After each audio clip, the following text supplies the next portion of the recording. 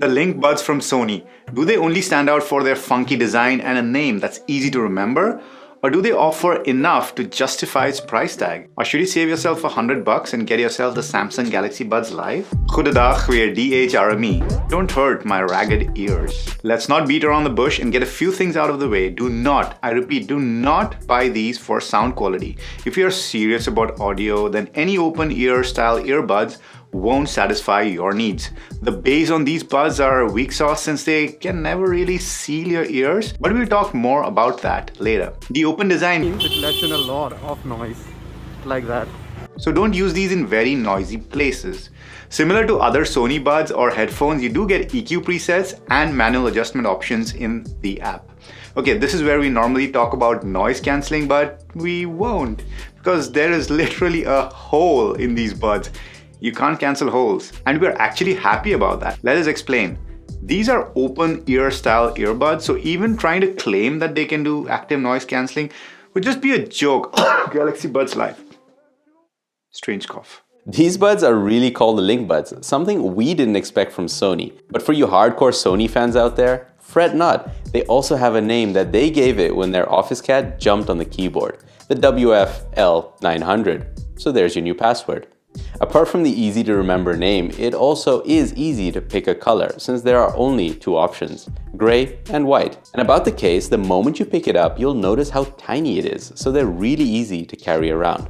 It has a little button to open the case and a button on the back to put them into pairing mode to link them to your device. And for the Android users out there, it also comes with Android Fast Pair, which works like a charm. The moment I popped open the case, a notification showed up on my phone and the buds were linked in seconds. The case and buds do feel a bit cheap though. They're not very sturdy. We're curious to see how they hold up. But our environmental friendly hearts loved hearing that the case is made from broken up recycled car parts mixed with elements of stone. We think more companies should focus on making throwaway disposable earbuds and do their bit for the environment. Let's address the elephant in the room, that design. The LinkBuds look like the love child of a fidget spinner and wireless earbuds. The fidget spinner bit goes into your ear, which has the speaker. At the other end, we have the earbud itself, which nestles into your concha with an arc supporter. You get 5 different sizes of these arc supporters, so finding the size that fits you shouldn't be a problem. And we've got to say everyone's ears are unique, and it can be tricky to find good fitting earbuds. But the LinkBuds do this well. They are really comfortable and fit securely. So that, linked with its IPX4 rating, make them a proper pair of workout buds. And if you're out for a run outdoors, you probably want to be aware of your surroundings, and that links nicely to our next point. As we mentioned at the start, these are open ear style earbuds, meaning you'll always hear what's going on around you without having to take them out of your ears. Now, earbuds of this style with a similar design are the Galaxy Buds Live from Samsung. We are fans of them because of how comfortable they are and great at calls too. Well, I guess that calls for call samples. So here are a few basic microphone samples compared to some other buds. These are the Sony LinkBuds in quiet conditions. Pop pop popsicle, ice ice icicle, test test testing, 1 2 3. Pop pop popsicle, ice ice icicle, test test testing, 1 2 3. The Galaxy Buds Live in quiet conditions. Pop pop popsicle, ice ice icicle, test test testing, 1 2 3. Pop pop popsicle, ice ice icicle, test test testing, 1 2 3. These are the Sony LinkBuds in noisy and windy conditions. Pop pop popsicle. Test test testing. 1 2 3. Pop pop popsicle. Test test testing. 1 2 3. The Galaxy Buds Live in noisy and windy conditions. Pop pop popsicle. Test test testing. 1 2 3. Pop pop popsicle. Ice ice icicle. Test test testing. 1 2 3. What did you think? We'll be sure to include the LinkBuds in more extensive tests in the future. In terms of Fachmann controls, don't expect too much. You can answer and or reject a call, and you can triple tap a bud during a call to switch connection to and from your smartphone. We thought they would be a great recommendation for work from homers. But a misser from Sony here is the lack of multipoint.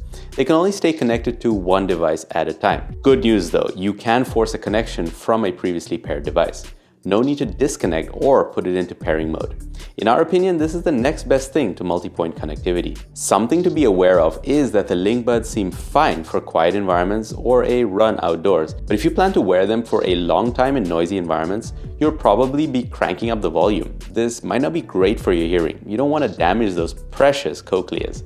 A louder volume also uses up more of the battery. Sony claims 5.5 hours on the buds and a total of 17.5 with the case, which is below average. The Galaxy Buds Live, for reference, give you 7.5 on the buds and 28 hours with the case. The LinkBuds surprisingly don't support wireless charging, so they lose out on another battery-related point compared to the Buds Live. The way you can interact with the LinkBuds is also interesting. You have your boring touch controls, but you also have an option in the app called Wide Tap Area. This means you don't need to tap the earbud itself, but around it near your temple area will also do the job. It worked quite well and no ghost taps in our experience. In the app, you can change what a single or double tap does separately for each bud, but you have to choose from preset options. You don't get fine-grained tuning to change what each tap does independently. What you can do independently is use any earbud on its own. They also come with wear detection, so if you forget to wear trousers, the earbuds will remind you. Don't be silly. We all know you don't need trousers if you're working from home or shooting YouTube videos.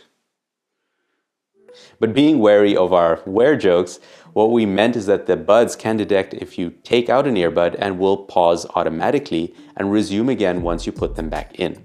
And if that's too old school for you, the LinkBuds come with Sony's speak to chat feature, meaning the audio will pause if it detects you're trying to speak, but if you talk to yourself, and we're not judging, or you like to sing along, then you might want to keep this off in the app. And because of the open ear design, Sony predicted you'll be adjusting the volume quite often.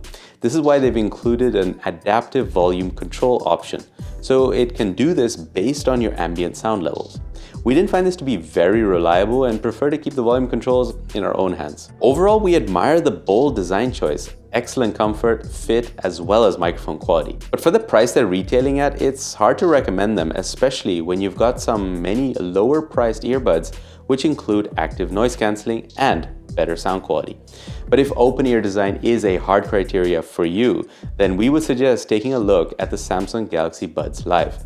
Dirt cheap at the moment and ticks a lot of the same hole-shaped boxes. You've been wondering if we've been wearing trousers, and we've been DHRME. Namaste.